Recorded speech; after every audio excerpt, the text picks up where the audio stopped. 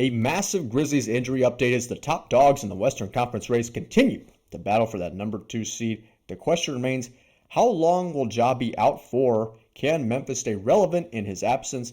And can they solve the problem specifically on the defensive side? Even more specific on perimeter defense, they gave up 23s against Sacramento Monday night. Sacramento shot 20 of 41 from downtown on Monday. We'll get into that content in just a moment. But hello, everybody, for another episode of Grizzlies Digest. I'm Jared Alator, bringing you the latest Grizzlies news, rumors, trades, injury updates, game breakdowns, and so much more. This is your home for everything Grizzlies Digest. You want to be one of the OGs, one of the first 100 subscribers, one of the first 50, 25. I could keep going down. Hit that subscribe button so you never miss another upload from us. And getting into the content right now, status report for the Grizzlies and Blazers tonight. Santi Aldama will be questionable with a calf strain. Scottie Pippen, he was really missed on Monday. He actually leads the team in steals with 1.3. Out tonight will be Ja Morant. He's been dealing with a lot of things this season. He's played in 43 of the 69 games this season. About to be 70 now that he'll miss tonight's game. But for Morant, he's playing some of the best basketball of his life right now. And, you know, this is a tough push. This is a tough stretch. Also, Lamar Stevens out tonight. Well-deserved contract that he got. He'll be playing with the Grizzlies for the remainder of the season. And then for the Blazers tonight, DeAndre Ayton, Jabari Parker, Rob Williams, all out tonight for Portland. Doubtful is Jeremy Grant with a knee issue. So Portland, they're going to be without a few guys as well, but of course, you've still got Donovan Clingan down low. And, you know, if you know, you know. Donovan Clingan versus Zach Edey, a rematch from last year's national championship game between UConn and Purdue. That's going to be very fun to watch. And you also got Simons, Scoot Henderson, Danny Avita, Shaden Sharp, all amazing shooters. And Memphis, they got to find a way to stop them because Sacramento, like if he said, they shot 23s. Now, basically, if we were in 2011, that'd be like a team record. It'd be like, oh, something we've never seen before. 23s in a game. Wow, let's throw a party. Let's throw a parade. But this is 2025, and obviously it's not surprising to see that anymore, but it was the quality of threes that Sacramento got. Easy, quality, practice shot threes that Memphis gave up that night. And even DeMichael Cole went over it as well in the commercial appeal. Grizzlies beat writer DeMichael Cole talks about fixing the defense, specifically calling out Bane, Kennard, Conchar. Vince Williams really couldn't get his shot going Monday night either, but calling those three out as guys that really need to step up on the defensive end. Luke Kennard, obviously a knockdown, consistent shooter, one of the most consistent shooters in the league, in my opinion. But then when you got Conchar out there, he's more of like the hustle defense kind of guy. He can knock down shots as well, but he's really more of the, I don't want to say defensive specialist, but he is kind of a hustle guy. He'll bring you, his all. He'll bring you his 100%. But this was one problem I had during the game Monday night when we talk about the quality of shots that Sacramento got. So you see right here, Zach Edey's kind of caught in an island in the paint. Conchar is guarding Sabonis. As you saw right there, clearly some miscommunication between Conchar and Edey.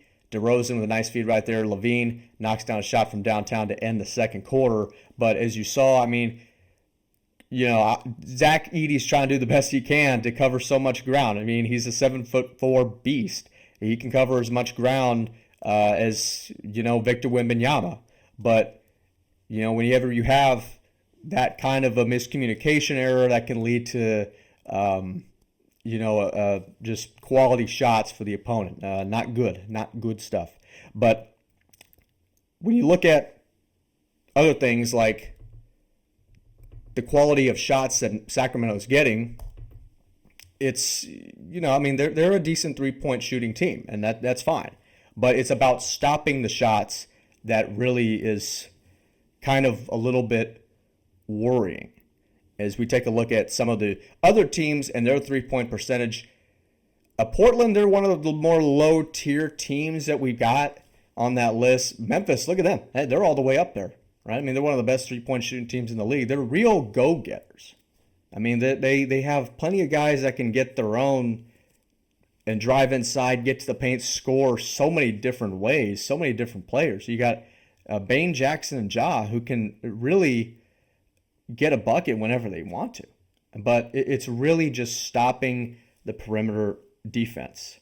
And it's going to be something that is going to have to be watched, because going in the playoffs, I mean, it's just really not going to cut it. I mean, if Memphis still is giving up 70-plus points in the first half, it's not going to cut it if Memphis is still giving up all of these easy shots, easy practice shot threes.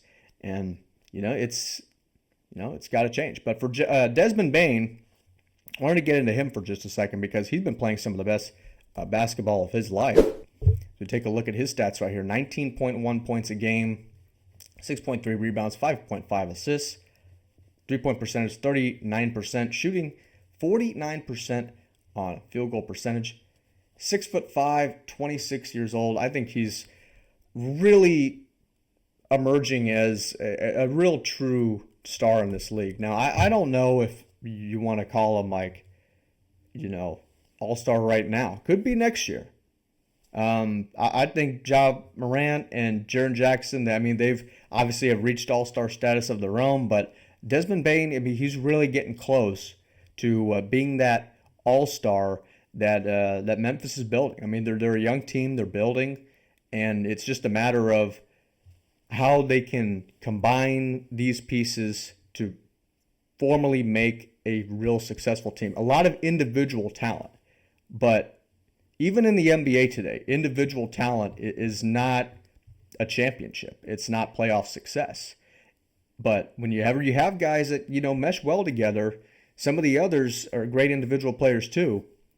Got to get some of these guys to be able to work well with one another, because it's going to be a kind of a tough stretch for Memphis going forward. I mean, they've got Portland tonight, they've got the LA Clippers, and then Utah, and then that's kind of the end of their little West Coast road trip. I think they could definitely beat two of the three teams.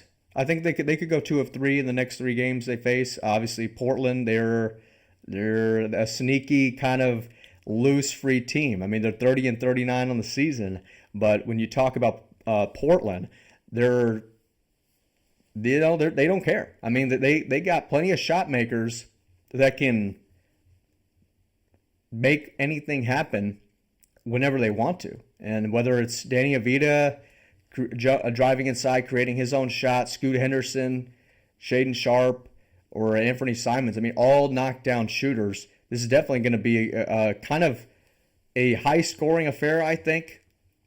And even if they go on a little run, I mean, it's a game of runs, right? I mean, Portland, they could go on a little run of their own, and I think there's going to be a high-scoring game tonight. It's just a matter of, can Memphis stop easy perimeter shots? Even without Ja Morant, I think they could still win. But that's going to do it for the video. Like this video, share this video, comment on this video down below. How long do you think Ja Morant will be out for? And can Memphis sustain Ja Morant's injury? And can they sustain their perimeter defensive issue? They've got plenty of scores. They got to stop the easy three-pointers, though. That's going to do it for the video today. Thank you so much for watching. Jared Alatorre bringing you another episode of Grizzlies Digest, the latest game breakdowns, rumors, trades, so much more. Have a good one. As always, thank you so much.